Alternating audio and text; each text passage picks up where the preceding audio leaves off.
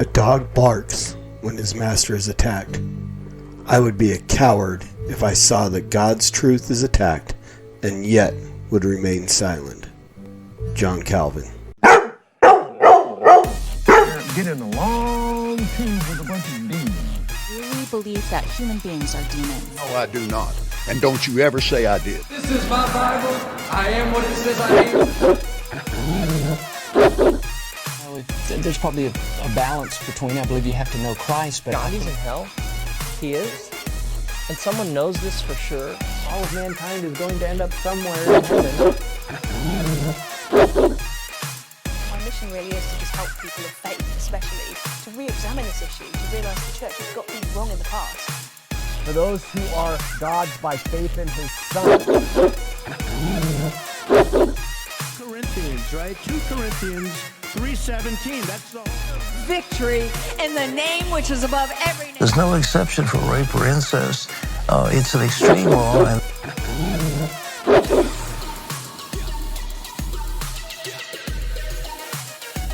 right now, bones, ligaments, tendons, in Jesus' name.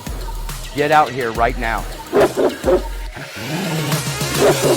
put your trust in the sovereign risen King, who doesn't owe you one cotton picking thing. And yet he still promises to furnish his disciples, but we take what he's created and we turn him into idols. I'll never back down, so how can I keep it in? But you'll never see me preaching the sin of TBM. Yeah, spirit and truth is worship viewed in this chemistry, but some are spewing distorted views of the Trinity. With the enemy there, lies have been bought. Whether you like it or not, you will either get shot. No reverence from these reverends, only pathetic benevolence who claims to heal without a shred of medical evidence. They in the public side, lukewarmer than kitchens. On live television saying Mormons are Christians. I'm not throwing stones, I'm simply shouting the truth. So if you never knew, now you're without an excuse. If you still wanna play with them cards, then let's run them. Cause even Satan speaks through others like Jeff Dunham. So who are you with? Denies a gray area. Don't make another preacher lie when they bury ya. If you're going to heaven and you know you ain't got no sin in your life, you take time to die. Hey, what's up everybody? Welcome to episode 6 of The Master's Dog. I am your host, the Evangelical Norm. So today we are going to jump back in with the Faith and Beliefs crowd. We are going to listen to David talk about nothing, really. It is about 5 minutes of pointlessness, but we're going to let him talk about it and we're going to respond. I might stop in the middle of it. I might let it play all the way through.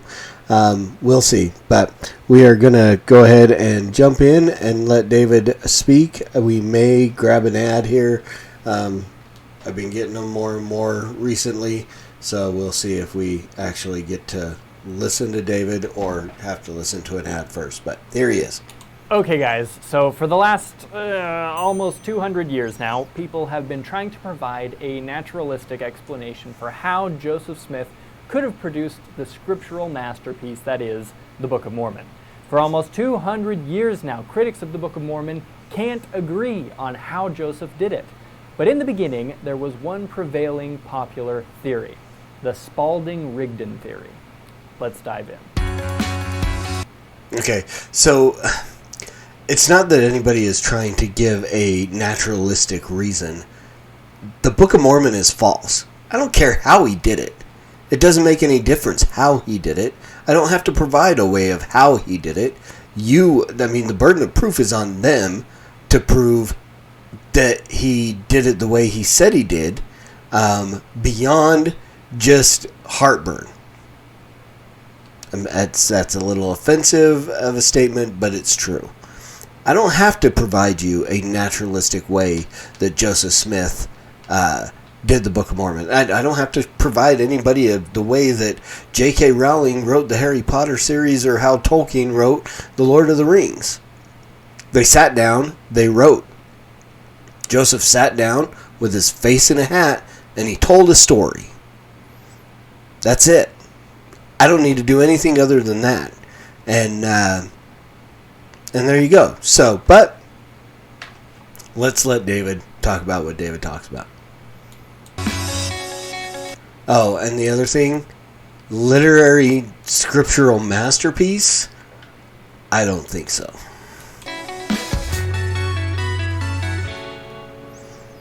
The first person to propose the Spalding-Rigdon theory was a guy named Philastus Hurlbut, soon after he'd been excommunicated from the Church of Jesus Christ of Latter-day Saints. In fact, he was excommunicated from 3 different churches that we know of, all for issues dealing with immorality. But anyway, after... So now here again, we got to talk about this, because this is a classic tactic. So you get somebody who, I mean, immediately your intent is to discredit them. Now, I mean, again, dude has an unfortunate name. Dude probably did everything that David is about to say he did. Probably has no credibility anyway. But does the fact that he'd been excommunicated from different churches have any bearing on this? I don't think so, but maybe it did. But this is a typical tactic of trying to cast aspersions upon his credibility from the beginning. Again, we'll get into more of it here as we go, but this is classic. This is, I mean, when I first left the Mormon Church and started attending a Presbyterian church in Salt Lake City, when I would argue with people online about Mormonism, they would always ask me, well, where do you go to church? And then I would tell them, and then they would start pulling out all the things about my church. I had people try to early form of doxing, trying to get to me and find out, oh, what sins have you committed, and da-da-da-da-da. And it was all intended with the intent of removing credibility. And so again, I mean, it's really pointless to what we're talking about, whether or not this guy was excommunicated from 100 churches. It's really not the point of the story. After he was excommunicated from our faith, he dedicated himself to destroying Joseph Smith's name and character. I'll get you for this plan, if it's the last thing I do. In his travels, he obtains several affidavits smearing Joseph's name.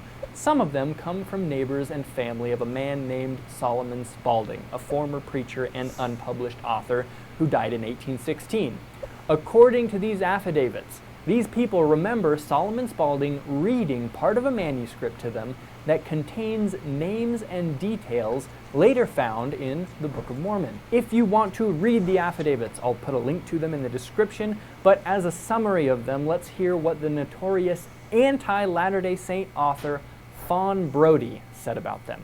It can clearly be seen that the affidavits were written by Hurlbut, since the style is the same throughout. It may be noted also that although 5 out of the 8 had heard Spalding's story only once, there was a surprising uniformity in the details they remembered after 22 years. 6 recalled the names Nephi, Lamanite, etc. 6 held that the manuscript described the Indians as descendants of the lost 10 tribes. The very tightness with which Hurlbut here was implementing his theory rouses an immediate suspicion that he did a little judicious prompting. Interestingly enough, there's also a statement from a neighbor who was not interviewed by Hurlbut that said Spalding had nothing to do with the Book of Mormon. Anyway, the affidavits are obviously suspicious and obtained by a guy hell-bent on destroying Joseph Smith. But they're there. The next question is, where then is this mysterious decades-old manuscript? Hurlbut went searching. He spoke with Spalding's widow, who said she did recall a work called Manuscript Found that might be what he's looking for. Hurlbut found an unfinished manuscript that was said to have been translated from 24 Latin scrolls found in a cave. It would make sense to call this Manuscript Found, but it clearly had nothing to do with the Book of Mormon. Hurlbut showed it to those who signed the affidavits, who said, no, that's not it. There must be another manuscript. Brodie, who remember is a critic of the church, said it seems more likely that these witnesses had so come to identify the Book of Mormon with the Spalding manuscript that they could not concede having made an error without admitting to a case of memory substitution, which they did not themselves recognize. So, Hurlbut continued his search for a mysterious second manuscript. Spalding's widow said Spalding took manuscript found a couple of times to a publisher in Pittsburgh, the office of Patterson and Lambden. But, as it turns out, Patterson and Lambden didn't exist until 2 years after Spalding's death. So, as you might guess, Hurlbut found no manuscript there and hit a dead end. But the conspiracy only thickens. The manuscript, you see, was of course unpublished. Joseph Smith couldn't just pick it up at the local library. So how do we place this mythical manuscript into Joseph's hands? Well, Hurlbut reasoned, the Latter-day Saint leader Sidney Rigdon used to live in Pittsburgh. He must have gotten a hold of the manuscript, that there's no evidence of, from the publishing company that didn't yet exist, must have secretly taken it to Joseph Smith some 300 miles away, and just like that, the Book of Mormon. Oh, and also don't forget, Sidney was a convert to the church and didn't even hear about Joseph Smith until late 1830, after the Book of Mormon was published. So, yeah. Brodie said the tenuous chain of evidence accumulated to support the Spalding-Rigdon theory breaks altogether when it tries to prove that Rigdon met Joseph before 1830. Another antagonist of the Latter-day Saints, named Davis Bayes, wrote that the Spalding-Rigdon theory is erroneous, and it will lead to almost certain defeat. The facts are all opposed to this view, and the defenders of the Mormon dogma have the facts well in hand. The Spalding story is a failure. Do not attempt to rely upon it. It will let you down. And indeed, the theory is ridiculous. The only thing it has going for it are the affidavits, which are clearly problematic. Even career critics of our faith throw this theory in the trash. But if you want to dive deep, check out the links in the description. After the Spalding-Rigdon theory sort of tanked, people of course scrambled to find an alternate explanation for how the Book of Mormon exists. We'll take a look at the Ethan Smith view of the Hebrews theory in our next episode. I'll see you there. Have a great day. All right, so welcome to the world of straw man arguments, and that's exactly what this is. He just set up a straw man, an argument that obviously is not in use. I mean, I actually went back to look at the video I did 4 years ago of refuting Greg Trimble's blog about the Book of Mormon. I never talked about Sidney Rigdon or any of these guys or Spalding or anything.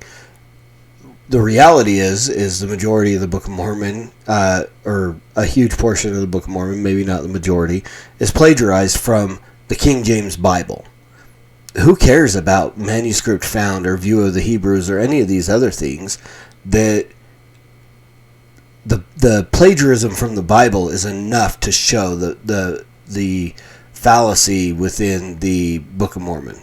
And so this argument, I'm really convinced that faith and beliefs is going to go away soon, because they're literally falling back on, let's refute an argument that nobody uses. And they literally even showed you the people, I mean, the Fawn Brodie and at Bayes or whatever this dude's name was, that have said, don't use this argument. So no one uses this argument. This is literally, they're going back to an argument that may have been used almost 200 years ago, not been used. I guarantee you, I don't know any Christian apologist in the last 2 decades that has used this argument. So why refute it? And what it is that it seems to give them the appearance of refuting an argument. They got to have something that they can knock down. So they set up their straw man, and it's easily knocked over because it's an argument that is pointless. It's not used by anybody who is in the mainstream of Mormon apologetics, or anti-Mormon apologetics, if you want to put it that way. So they're literally just tearing down a non-existent argument to look like they've got a victory.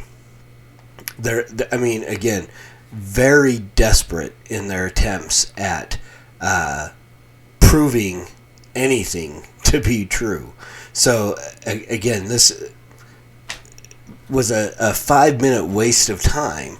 You know, I mean, okay, great, David, well done. You set up an argument that nobody used and you knocked it right back down again. Congratulations. You proved nothing. And that's all there is to it. So, yeah, there you go. I'm not sure I really needed to do anything, but we do what we do because we said that we would.